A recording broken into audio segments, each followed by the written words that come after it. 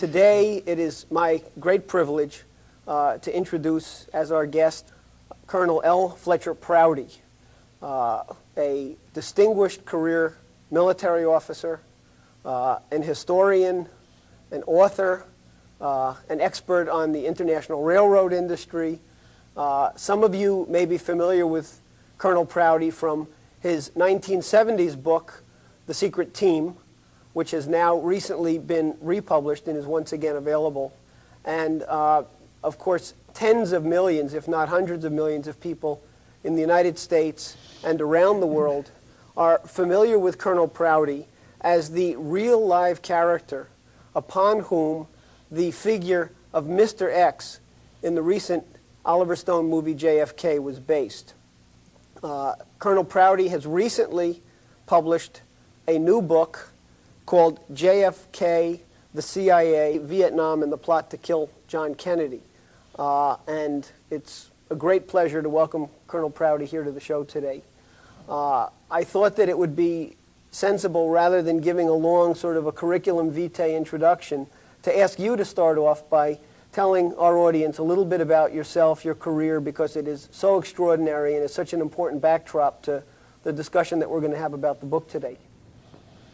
You know, Jeff, I came on duty actually as an Army cavalryman. I've ridden horses as far as 600 miles, you know, day after day. Started with that, went into tanks, so I was on duty before Pearl Harbor. And after then I went through flying school, and I was based in Cairo. And one day I was asked to pick up a team of people that were going on a trip, and they were a geological survey team going into Saudi Arabia to look at the oil fields there during the war. And then we came back and we found out that Roosevelt, Churchill, and Chiang Kai-shek were having a conference in Cairo, the Cairo Conference of World War II, and that the Geological Survey people made a report to Roosevelt, who ordered immediately a 50,000 barrel a day refinery to be built in Saudi Arabia. And that started that big Saudi Arabian oil boom that we've seen since then. So when you take part in something like that early in your career, you're kind of interested in the way things develop. And a morning or two later, after the Cairo conference ended, I was told to get my plane ready. Went out to the plane, and they brought Chinese delegation out there, and we flew to Tehran. I didn't know what was going to happen in Tehran, but I had just been ordered to fly there. En route, I stopped at Habanera in Iraq, and a plane came in with an old friend of mine flying it, and Elliott Roosevelt. So I introduced Elliott Roosevelt to the Chinese.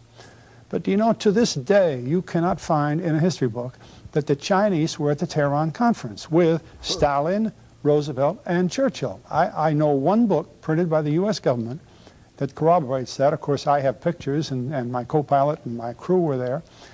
But part of the Tehran conference business was to make plans for the Far East after World War II. So you begin to think about how these things happen when they come up like that. And I was in Japan at the end of the war. We were bringing the POWs out as soon as we could. And I went back to Okinawa, where we were based, and they were loading ships with this enormous stockpile of equipment that was to be used to support the invasion of Japan, 500,000 men, and we didn't need it. So I was talking with the harbor master in Naha, and I said, what are you going to do, run that all back to the States? He said, hell no. He said, half of this is going up to Seoul, Korea. And he said, the other half we're sending down to Hanoi. Half of what we were going to use to go into Japan went to Korea, and half went to Hanoi. This was September 2nd of 1945, and those plans were in being at that time. Now, who made those plans? Truman had been president for only a few months. I doubt that he did, but you know, who made the plans for that? Because a little later came the Korean War, and they used the weapons we sent there. Came the war in Vietnam, and Ho Chi Minh was using the weapons we gave him. He used them against the French. That's why he was able to surprise the French with first-class artillery pieces that they didn't think he had. Then we reversed the field, and we began to back the French to the extent that we spent $2 to $3 billion supporting the French against Ho Chi Minh. In 1954, they were defeated at Dien Bien Phu. Ho Chi Minh inherited all of the arms they lost, and then from 54 until 65, we were involved in Vietnam, but under the operational control of the CIA, not a military operation. And this gets very important when you see things like that happen because, well, just think of one problem that's in the papers all the time, the POWs and the MIAs. You don't have POWs when you don't have an army there. Just because somebody's working for CIA doesn't give them the status of a POW, and so on. All these things get confused in a historical story that doesn't really make sense. The first military people who went into Vietnam were the Marines at Da Nang in March of 1965. And yet, as John Foster Dulles had made a speech himself, we had been in Vietnam since 1945, 20 years in the preparation, you might say, for this war. And then why do I use the word preparation? Because some of the things that were done, like this arms movement and setting up the units in Vietnam before we ever had military people there, took 20 years to do that. You made a point, by the way, I should just interrupt here because I think it's very important because people may be somewhat misled by the title of the book, which talks about the JFK assassination. I think it's essential to tell people that this is truly an extraordinary history of the entire period of what's been called the Cold War, building up to the Kennedy assassination and beyond. And the question you yourself just posed, who made those decisions? In the very beginning chapter of the book, you use a term that I think was originally coined by Buckminster Fuller, the international power elite. And you talked in what to me was very impressive terms about some of these behind-the-scenes decision makers. You talked about the propaganda schemes that sort of define their world outlook. And I think, you know, maybe it would be worthwhile as we get into this real history of the Cold War to perhaps start out by just telling people a little bit about this international power elite and these propaganda schemes and how some of this thing works. Well, you know, it's very common for people to respond when you try to speak that way, saying, oh, well, here's somebody that just believes in conspiratorial theories or is a little bit paranoid. But now we ought to stop and think carefully what we're talking about. All of history has been controlled by powerful figures. Disraeli in the 19th century said, for those people who are not aware of it, if they realize what goes on behind government, they wouldn't believe it. Sun Tzu, the Chinese emperor, said the same thing back in his period. Buckminster Fuller goes back 2,000 years talking about the elite. And in this country today, we recognize the power behind, let's say, lobbyists who are, in a sense, above the government in that they pay special money to the president to get him reelected. They pay special money to senators and congressmen to get them reelected, but to influence legislation in their favor. And there is and has been throughout history an elite that runs countries and the world. What is this one world all about? And if we don't recognize that, it's very difficult to understand the situation we're in. You make a point several times in the book about the outlook of a British East India Company economist named Thomas Malthus, and you relate his worldview to this power elite and specifically to the kinds of things that went on during the peak of the Vietnam War in the 60s. You see, by that time in history, the British Empire had been built on the control of the sea. They were able to drive ships around the world. They knew the world was a sphere. Flat world had gone out. But knowing that the world is a sphere is a very important thing for mankind. It means its surface is finite. And if it's finite, then there's not more space over there and more there. It's just so much. So they began immediately to inventory Earth. And this was one of the jobs of the East India companies. And Thomas Malthus, who taught at Haileybury College, which was the East India College, was the director of economics there. And it was his job. He was the first person ever assigned to the job of inventorying the Earth. Where does tin come from? Where does iron come from? And so on. And in the process, they began to find out how many different people there were in the world, how many different types of people, how many races of people, and where everything was, began to map the world. Well, that's a very important function, but it leads you to one more thing that has governed relationship between countries ever since then, because Malthus came up with this idea that the population is growing ever so much faster than the ability to raise food, and therefore it wouldn't be long before mankind would run out of food and there would be a terrible loss of life. And it was very convenient that Darwin came along, working for the same employer, the East India Company, with the idea that, well, life is a race for the survival of the fittest anyway, and so the fittest survive. Now, those two theories, which are propaganda, sort of made it legal for the people who invaded, the colonialists, to kill off a couple 100,000 people, because first of all, they probably weren't going to get to eat anyway, and certainly they weren't the fittest, because they're not alive now, they're dead, we're the fittest. It backed up the idea of this proprietary colonialism that swept the world from that period right on up into the 19th century, and in some respects applies today, because look what's going on in Europe. Look what went on in Vietnam, where hundreds of thousands of people were killed. And the feeling was, you know, what they used to call the mere gook idea, that, well, it doesn't matter. They're not going to live anyway. It's a very powerful underpinning to the civilization today. Well, you mentioned in one of your last talks that petroleum wasn't what we thought it was, that it wasn't a fossil fuel, that it didn't come from fossil animals. Yeah. Is it just a mineral? Is it a mineral like any other mineral? Is that how it? What would you say? How did it? What's the origin of you see, petroleum? when they first found petroleum, because they were beginning to make motors and needed on axles of wheels on railroad trains and all that sort of thing, and remember, trains started in the beginning of the 19th century, then oil went from just a lubricant to a fuel, and it made it valuable. And Rockefeller happened to be the smartest man in the business at the time, but he made most of his money, or much of it, off the transport of the petroleum as well as selling it.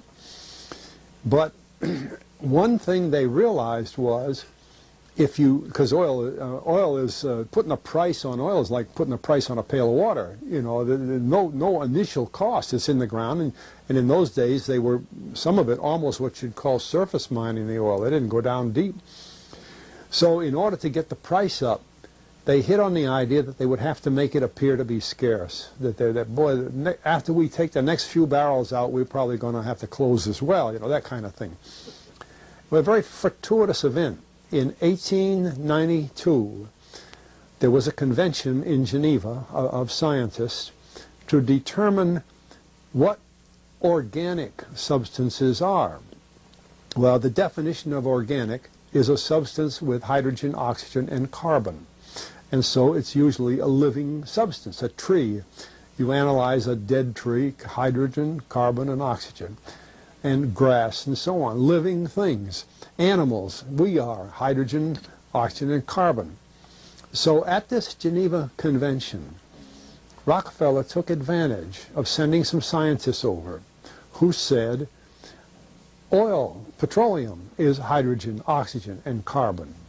Therefore, it must be derived from the spoiling, the rotting of formerly living matter. And playing the game properly, when this scientific convention was over, they defined oil as the residue from formerly living matter. Well, that makes it a fossil fuel. I don't know why they decided to use the word fossil, but it says formerly living matter, it's fossil. Well, of course, today, and another thing we should know is that there has never been a fossil, a real fossil, found below 16,000 feet. And you can't argue at 16,000 as a level line, because someplace the ground sinks and so on. But 16 is what the scientists say, 16,000. We mine oil, or we drill for oil, at 30,000, 33,000, 28,000 every day of the week. So right there we rule it out that it isn't fossil fuel. It's called fossil fuel for the minds of the public to feel that it is an asset that is running out, being depleted. We talk about depletion allowance, which is a lot of you know. And actually, if you know the world's oil supply, you know that it is not going to run out for an awfully long time. It is the second most prevalent liquid on Earth. And we haven't begun to dig. Well, with all that background, you see, the people in charge of the petroleum business, for perfectly reasonable business things, just like any other man in a business, wants to keep his price as high as he can get away with. And the way to do is just say, well, there's no more. The last barrel is going to cost $1,000, and then it's all done. And they preach that stuff. What bothers me is that in geology books, it's in there. The geologists say it's a fossil fuel. Somehow they've been bought. I mean, I went to a 4-year federal staff energy seminar run by the government of the United States during the so-called energy crisis. I was the participant that represented the railroad industry. The airline industry was there. Every AA, administrative assistant of senators and congressmen, was there. The C.I.A. was there, the Defense Department was there, the State Department was there. Sometimes sitting right in front of me in the row would be Henry Kissinger with his friend, the head of Department of Defense. It's too bad I can't put the names with them. But anyway, people like that, top men in the government, sitting there listening to the Federal Staff Energy Seminar. Well, what this was doing is for 4 years, they were teaching a propaganda line to the leading people in this country, and therefore to the leading people in the world, when you include the Schlesingers, Kissinger and Schlesinger, among others. And the object of it was, as Kissinger used in his own terms when it was time for him to speak, to create a world price for oil. In other words, not 30 cents a gallon here and 90 cents a gallon there, but let's get a world price. That's their goal, and they're trying to do that for wheat and everything else. We don't realize what the controls are, whether it's oil or some of these other things. Almost everything today is being categorized at the highest price they can possibly make it go. And so calling petroleum a fossil fuel is the basis for this system with respect to petroleum.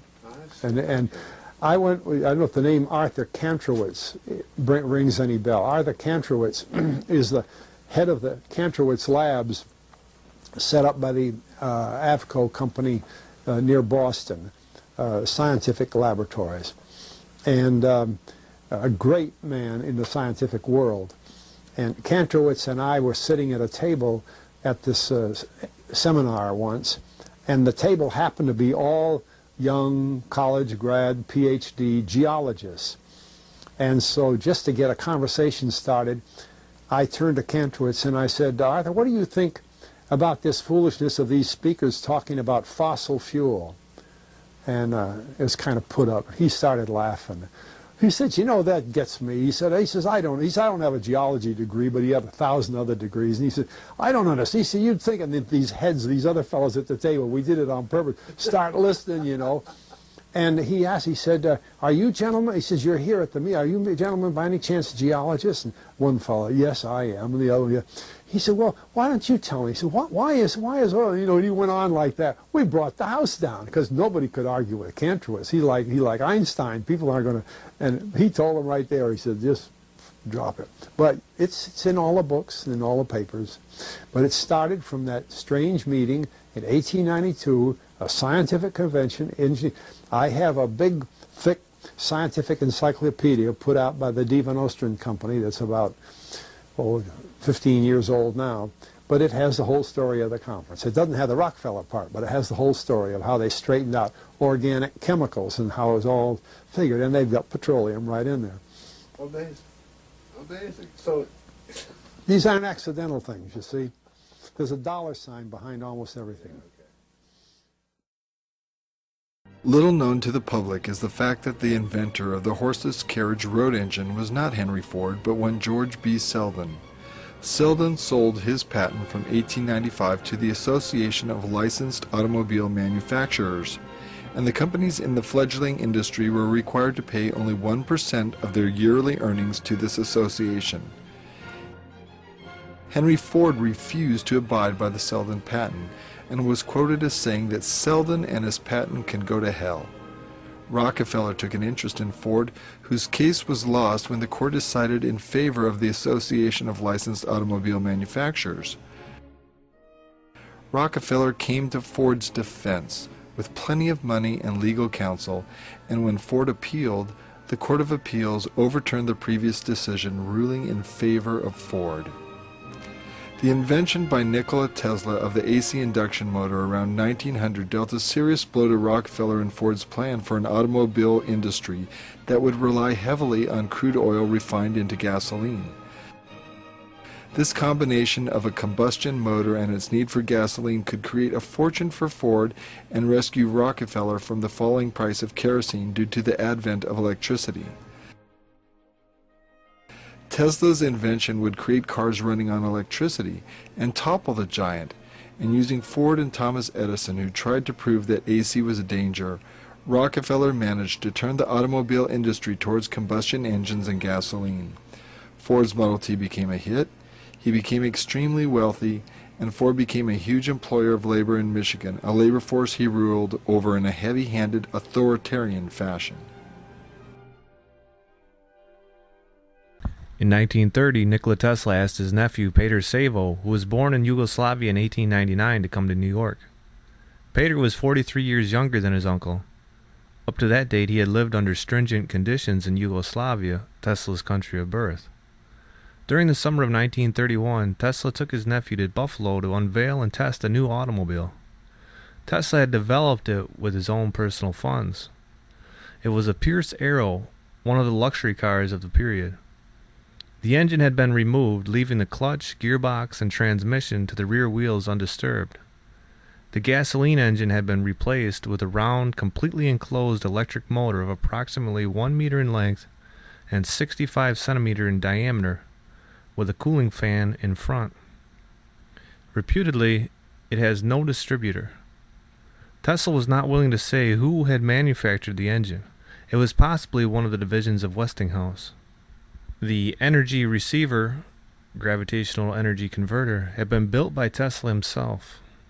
The dimensions of the converter housing were approximately 60 times 25 times 15 centimeter. It was installed in front of the dashboard. Among other things, the converter contained 12 vacuum tubes, of which 3 were of the 70L7 type. The heavy antenna, approximately 1.8 meters long, came out of the converter. Furthermore, 2 thick rods protruded approximately 10 centimeters from the converter housing. Tesla pushed them in, saying, "Now we have power."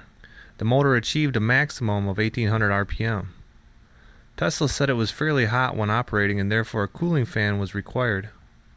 For the rest, he said there was enough power in the converter to illuminate an entire house, besides running the car engine. The car was tested for a week, reaching a top speed of 90 miles per hour effortlessly. Its performance data were at least comparable to those of an automobile using gasoline. At a stop sign, a passerby remarked that there were no exhaust gases coming from the exhaust pipe. Peter answered, "We have no motor." The car was kept on a farm perhaps 20 miles outside of Buffalo, not far from Niagara Falls. A few months after this automobile test, and because of the economic crisis at the time, Pierce Arrow had to stop production. It is very likely that the interconnection between the electric motor and the transmission had been performed there. Pierce Arrow's tools were taken over by Studebaker in South Bend.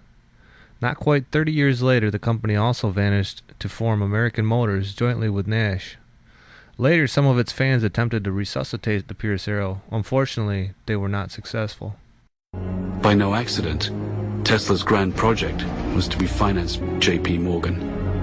You're a strange man indeed, Tesla. After the papers are signed, you may draw upon the house of Morgan, but it's important that I remain a silent partner.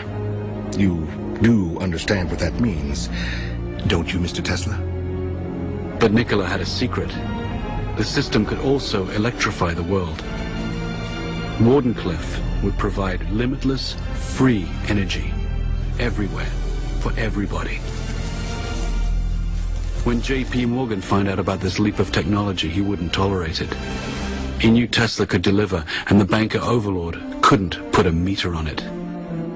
A man always has two reasons for doing anything. A good reason and the real reason. Mid-construction, Morgan would cancel the contract and blackball Tesla, thus excluding him from any other investor. Mr. Morgan, are you going to leave me in a hole? I've made 1,000 powerful enemies on your account. In 100 years from now, this country would give me much for the first honor of transmitting power without wires. Wardenclyffe faltered, and Marconi sent his transatlantic signal. But despite his cruel fate, Nikola stayed the course. Decade after decade would pass, and he would bring forth new fantastic inventions in transportation, air flight, and even warfare. His death beam, as he intended, would bring an end to all warfare. An inventor to the end, all he ever wanted was to uplift the condition of humanity. The story is about a man whose powerful ideas live on, as much of his work is still classified and used in the most esoteric projects imaginable today.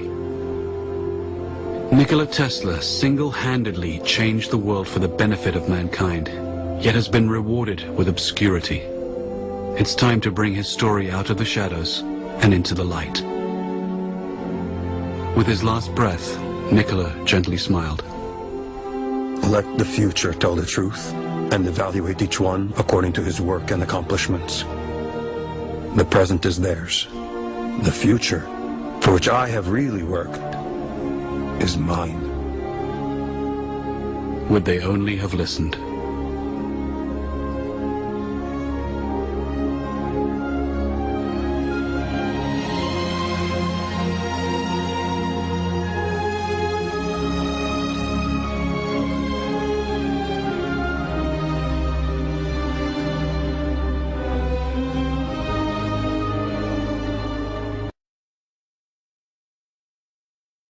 And to top our news here at 6 o'clock, an age-old dream becoming a reality. A local inventor has discovered a way, hear this, to use water to run your car. It's a major breakthrough that will no doubt make motorists happy. And as Ralph Robinson explains, the Pentagon is also showing lots of interest in this project. Water has always been considered a precious commodity, but Stan Meyer's invention may make it even more valuable. He has developed what's called a water fuel cell. It has taken the place of his old gas tank. The water fuel cell breaks down water molecules into oxygen and hydrogen. The hydrogen is used to run his dune buggy. I don't care if you use rainwater, well water, city water, ocean water. If you don't have any fresh water, go ahead and use snow. If you don't have any snow available to you, then use salt water because there's no adverse effect to the fuel cell. Meyer started working on this project 4 years ago. He's not a scientist. He isn't even a chemist. In fact, he never graduated from college. Myers was determined, he says, to design something to protect this country from oil embargoes. And we have calculated that if we take the dune buggy from Los Angeles to New York, we would roughly use 22 gallons of water.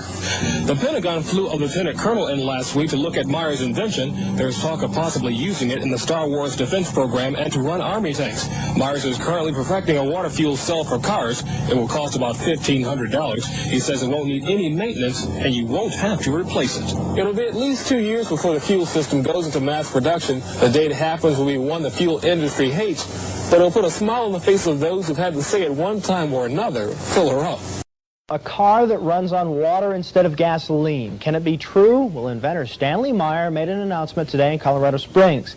He says he's come up with a device that will hook up to any engine and allow it to run on good old H2O. News 13's Kurt Goff tonight on the possible impact of the water fuel cell. Stanley Meyer says the answer to dependence on foreign oil lies all around us, in seawater, tap water, and rainwater. Any kind of H2O, he says, can power just about every type of engine. How? With the water fuel cell. It fits in the palm of his hand, but it could revolutionize the world. You're talking about a pollution-free, totally new source of energy, the voltage dissociation of water. The fuel cell converts water into a gas, hydrogen oxygen, which is released in the form of thermo-explosive energy. So the water fuel injector simply replaces the spark plug.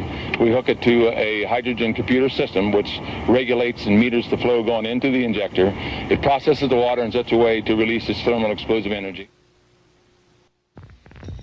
The man who invented an engine that can run on water says he's been offered $1 billion in cash by oil-producing countries to sell his patent.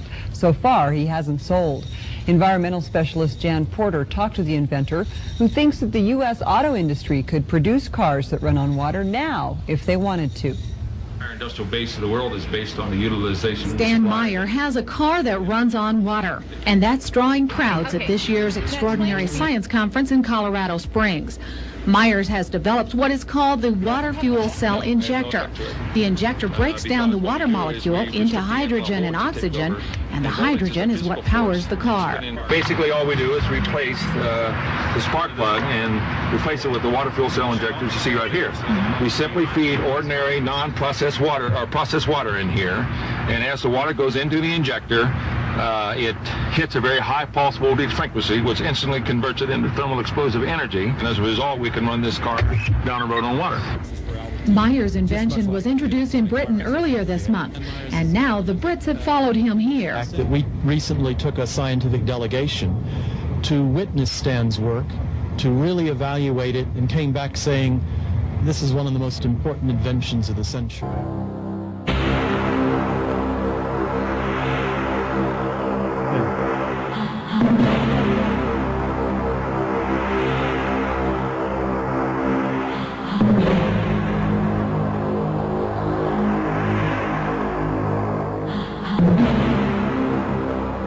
This is no ordinary car. It's a dream come true. A car that runs on a cheap, safe fuel that's in limitless supply. The car can be run on any form of natural water. You can use rainwater, well water, city water, ocean water, and if you don't have ocean water available, you can go ahead and use snow. Just use any form of natural water. You don't process it in any way. You add no chemicals to it. Just use ordinary rainwater. The inventor believes he's found a way of generating some form of atomic power from water. And it was this dream of endless energy from water that was first raised 5 years ago this week.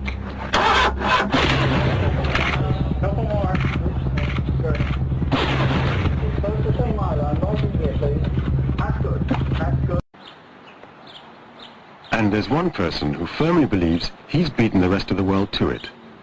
Behind these garage doors in Ohio lies, allegedly, the world's first water-powered car, the creation of amateur inventor Stanley Meyer.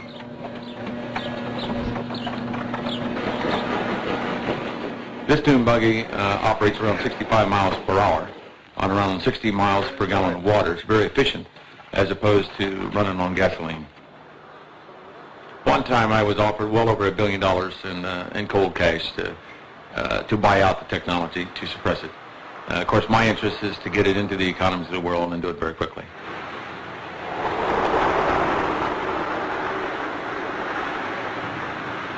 We've developed the technology over the years, and we've legalized the technology, and now what we're trying to do is coordinate with industry to design kits that can be fitted to an existing internal combustion engine, whether it's a gasoline engine or even a diesel engine. His kit is not unlike a cold fusion cell, but with very high voltages applied. Skeptics believe it's no more than a battery storage device, but a New York millionaire is paying to have it all checked out in a secret lab in Boston.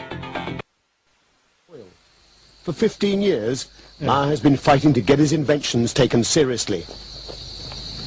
Most inventors have to be a loner. You have to be somewhat thick-skinned and don't rely on other people to support you, because they will not. More times than not, an invention is really stolen from the inventors. Even in my prior development of high technology, I've had patents taken from me. I learned from the School of Hard Knocks to be very cautious. Meyer has always stood out against the crowd. He has no formal qualifications as a scientist because he didn't wait to graduate from high school, leaving early to go straight into research at the high-powered Battelle Institute in his native Ohio. Now he works full-time as a private inventor. He's built a device with potentially revolutionary implications. There is nothing startling about a machine that can extract the hydrogen from water. What is highly unusual is that it should do so with ordinary tap water. The conventional method is called electrolysis. Meyer has turned that process on its head. Unlike electrolysis, his device doesn't use up large amounts of electric current. nor does it produce an enormous amount of waste heat. For 20 years, he has been refining a method to fracture water, which produces vast amounts of hydrogen on demand. This is not his latest apparatus. He was unwilling to let us point a camera at that. This is the simple device he used to convince a reluctant patent office that his revolutionary concept actually works. Alloy rods, acting as electrodes, are housed in a perspex container that's filled with water. Normal mains voltage is fed in through a transformer, but critically, there is virtually no current consumed, less than ½ amp. The result is dramatic. Hydrogen pours off with the flick of a switch.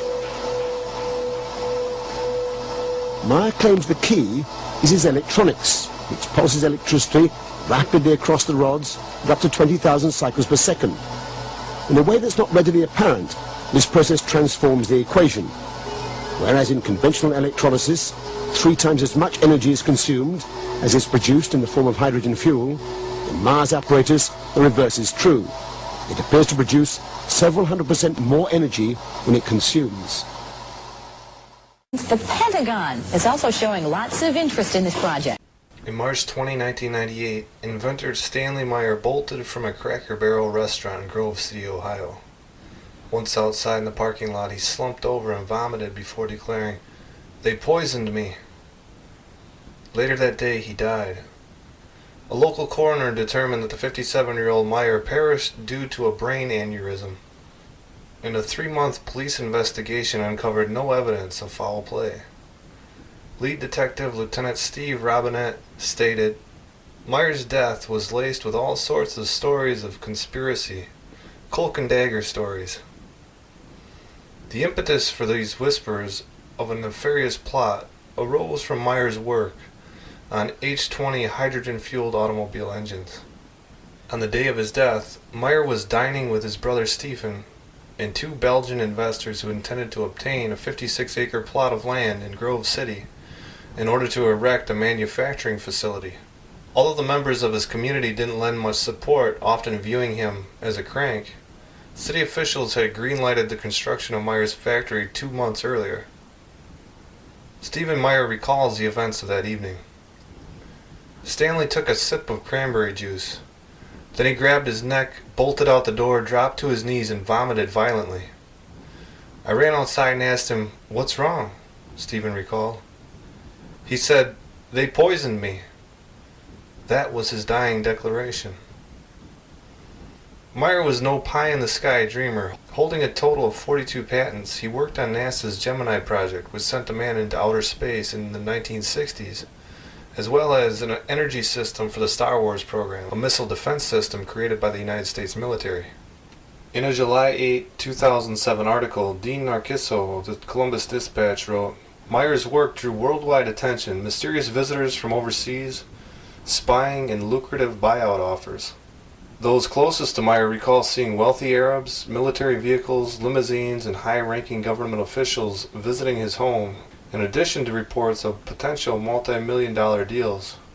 However, Meyer didn't sell out to any of these entities, even when threatened, instead insisting that his technology should belong to everyone. If Stephen Meyer was shocked by his twin brother's collapse and death, he was equally amazed at the Belgians' response the next day. I told them that Stan had died, and they never said a word," he recalled.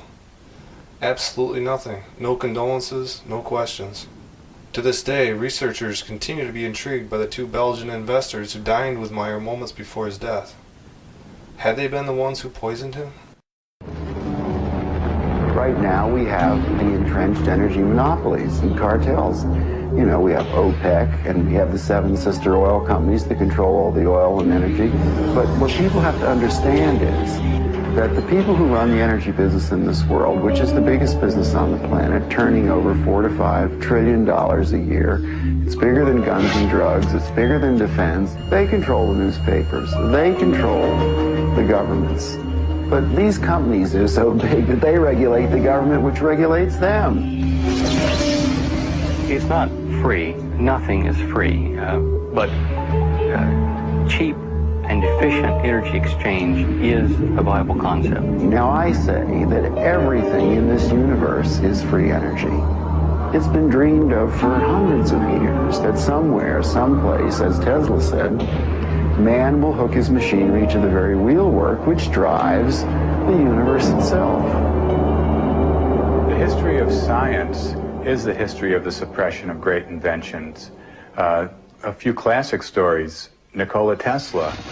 Nikola Tesla is regarded as the founding father of free energy. His astounding developments in the generation of alternating electrical current are still being used today.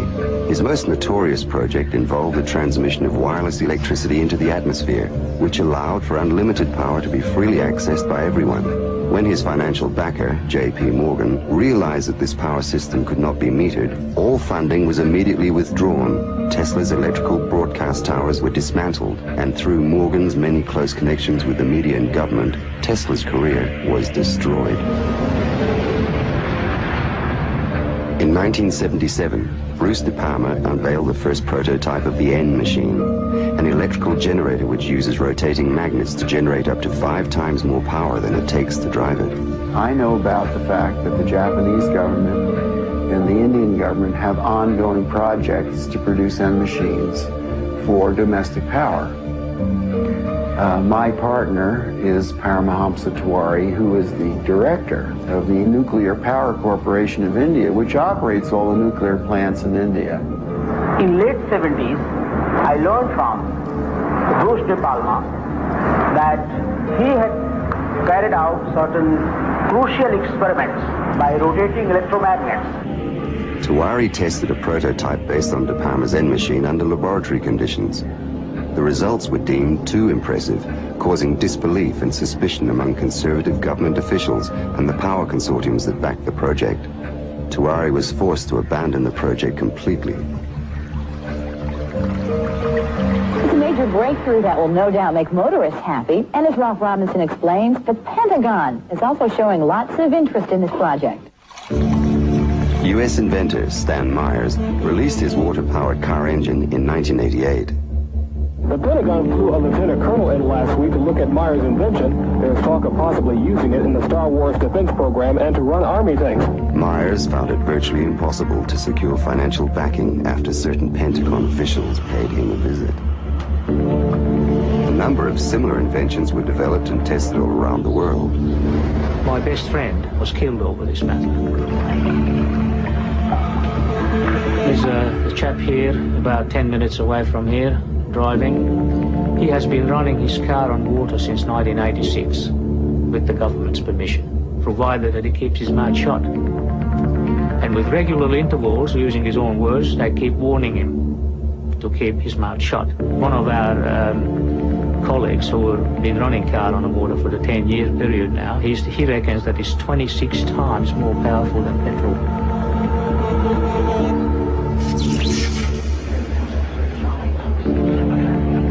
If you invent a better mousetrap, the world may beat a path to your door. If you invent a free energy machine, there'll be a path beat to your door, but you don't want those people there. One of the pivotal people that I encountered early in my career was Edgar Mitchell, the astronaut. Edgar J. Mitchell, an Apollo mission astronaut, founded the Noetics Institute in Southern California. The Institute's charter was supposedly to develop alternative energy systems by attracting inventors from all over the country. Mitchell became extremely interested in De Palma's N machine. He made De Palma a paltry offer to buy out the invention, which De Palma naturally refused. He said to me that if I ever tried anything on my own in California, I would get my head blown off. So I was scared to death. The CIA operates through various very innocent-looking fronts to find out what people are thinking and what they're inventing. Now, what's more innocent than the denying institute founded on transcendental principles to help New Age inventors bring free energy into the world? And that situation still exists in the United States today, where a person that really understands what's going on just can't get their idea out because the alternative science and medical fields have been co-opted by the intelligence services. And he converted this little engine to run on water. This is many, many years ago. And he used it for several years. And somehow the news got out, and one day he got visitors, and he was told to dump the engine or else. 3 weeks later, the man was dead. And the coroner's finding was that he fell off the back of a train. He was drunk. Now, it happened that he didn't drink. Even Dr. Townsend T. Brown, the electrogravitic research scientist, has on his 16-millimeter film of his lab test, which we've got here, he has guys with the black suits and black hats come into the place. You can see where the legends come from. I mean, these guys come in and they look like, you know, bad Bart to black man. I mean, it's classic, and these things do happen. There is no progressive science in a world where every scientific idea is evaluated for its military potential. Power, or energy, and control of energy equals power in the new world order that is emerging. If you control the energy, the way we get around, the way we get electricity, the way we have our TVs and video cameras and stuff, if you do the control of the energy, then you've got control of the people.